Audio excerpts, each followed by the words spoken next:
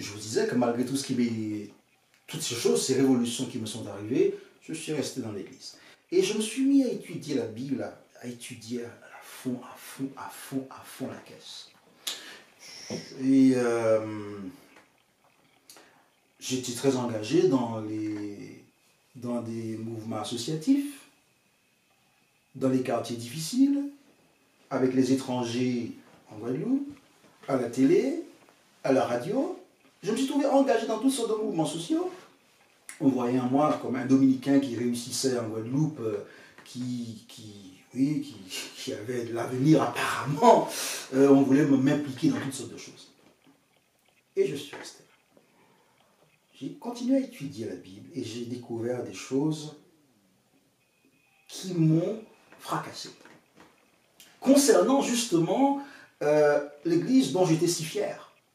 Concernant l'église dont j'ai découvert des choses fracassantes qui m'ont brisé. Et j'ai dû prendre du temps pour les revoir, J'en ai parlé aux prêtres, aux différents pasteurs, parce que j'en fréquentais beaucoup. Parce qu'on faisait beaucoup de choses ensemble. J'en ai parlé à des bonnes sœurs, j'en ai parlé à toutes sortes de... à mon prof de philo, qui était lui aussi très engagé dans la religion catholique. Pour chercher des réponses, aucune ne me satisfaisait. Mais je continue à aller à mon église. Où voulez-vous que j'aille? Chez les adventistes? Non.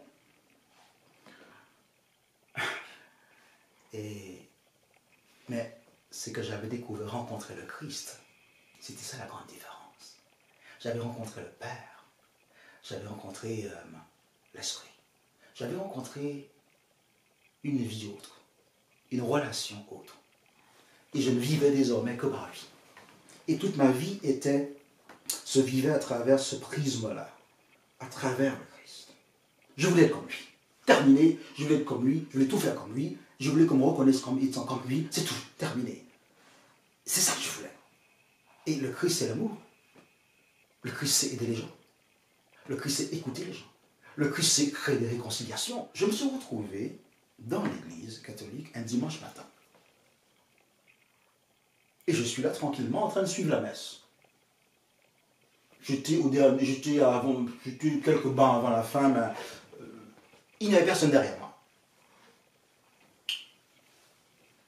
Et pendant que j'écoute la messe, j'assiste à la messe, j'entends une voix derrière moi qui me dit « Qu'est-ce que tu fais là, Julius ?»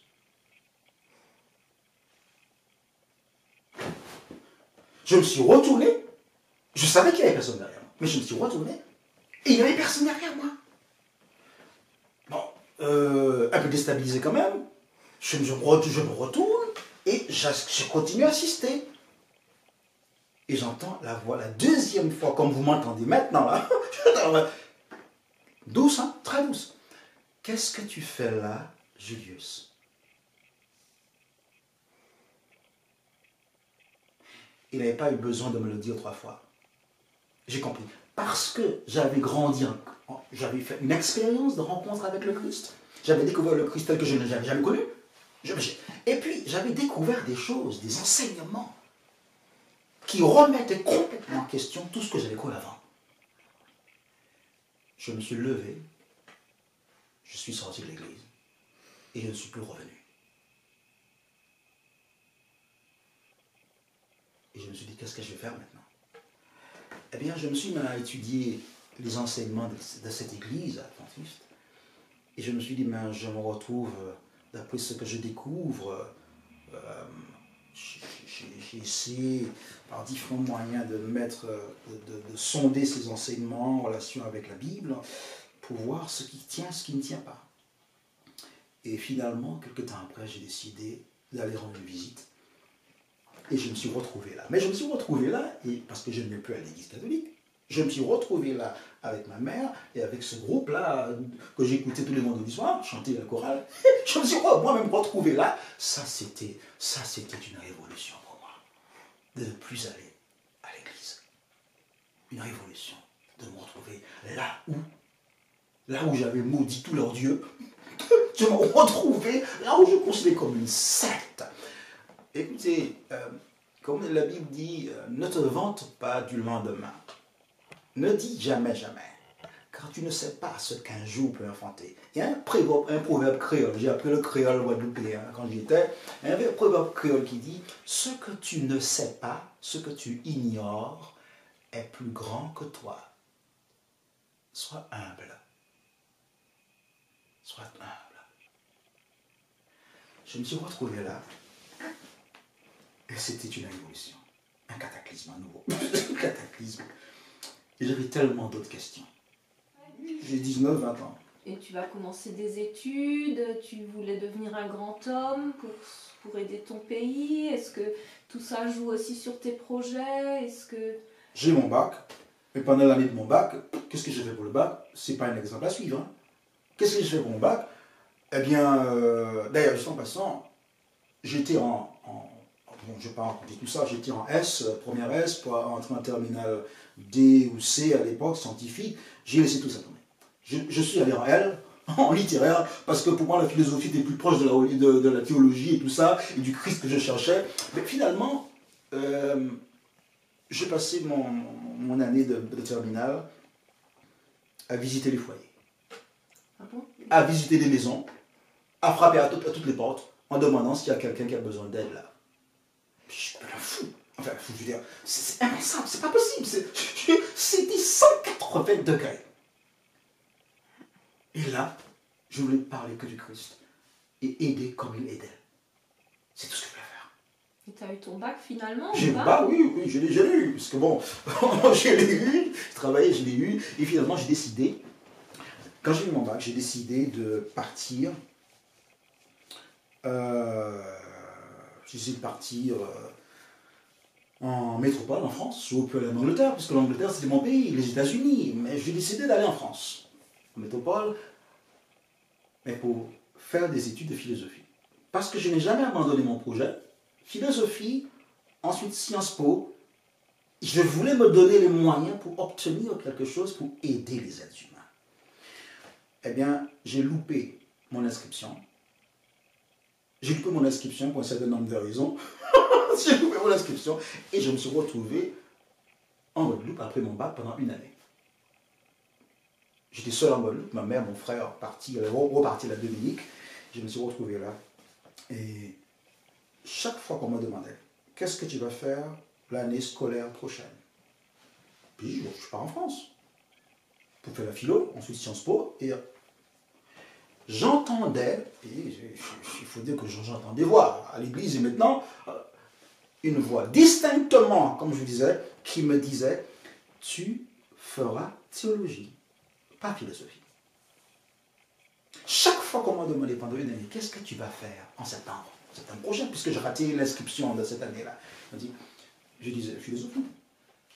J'entendais cette voix systématiquement, tu feras pasteur théologie. Mais ça, pasteur théologie, ça ne m'intéressait pas du tout. La théologie pouvait m'intéresser, bien sûr, mais pas pasteur. Moi, je voulais devenir philosophe.